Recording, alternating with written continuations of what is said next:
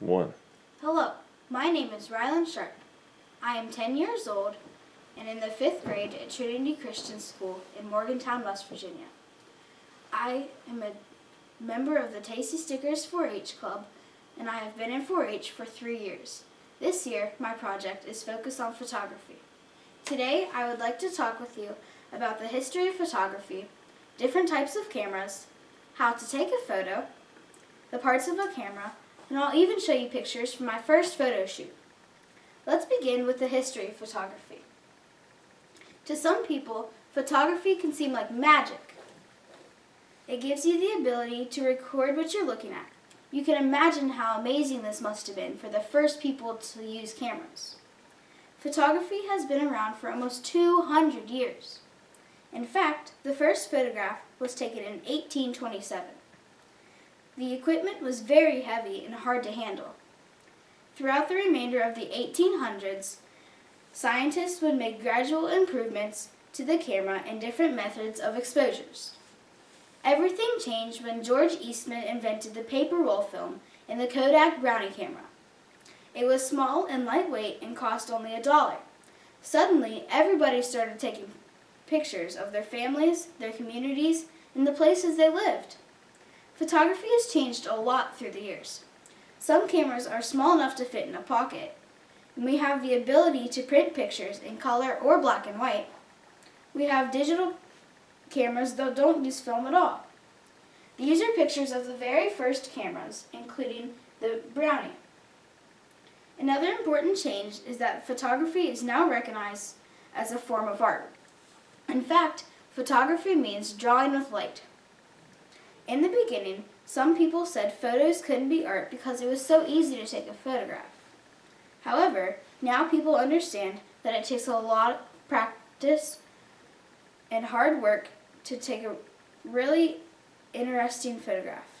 As 4-Hers, we have the opportunity to enter our photos into the 4-H photo competition.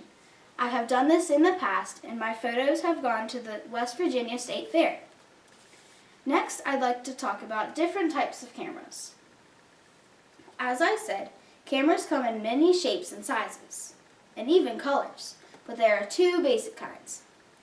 Some record images on light-sensitive film, and others record digital images on memory cards. Both kinds are available in point-and-shoot models and with or without video screens. I have a few examples of cameras with me today.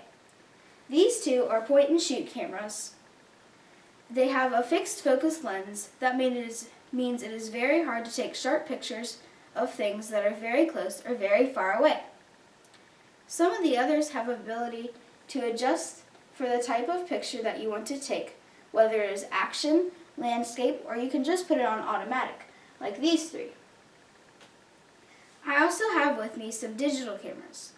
It lets you see your pictures just as soon as you take them. It uses batteries pretty quickly, but it allows you to change the lens or settings so that you can zoom in closely, take action shots, and just much more. This larger one has many more options for photographs and takes much better photos than these other cameras. Now let's talk about how a camera works. To take a photo, you let light fall onto your camera. However, you won't get a picture unless the light falls on something that can record it.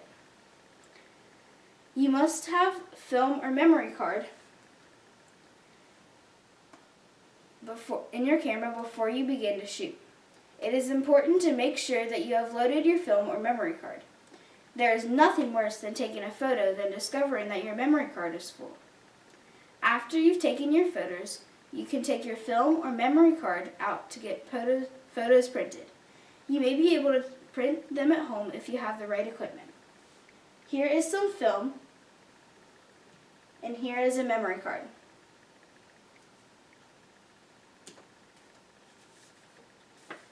To take the best possible pictures, it is important to understand your camera. Let's take a look at some important parts of the camera. One is the body.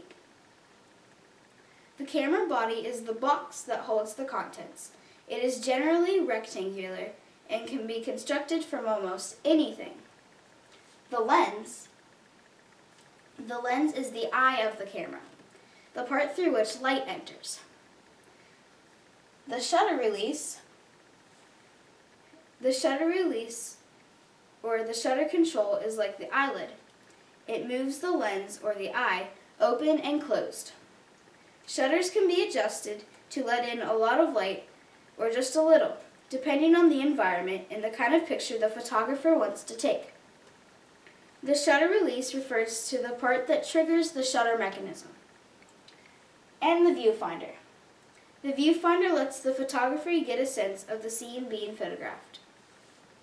Finally, I'd like to show you some pictures from my first photo shoot.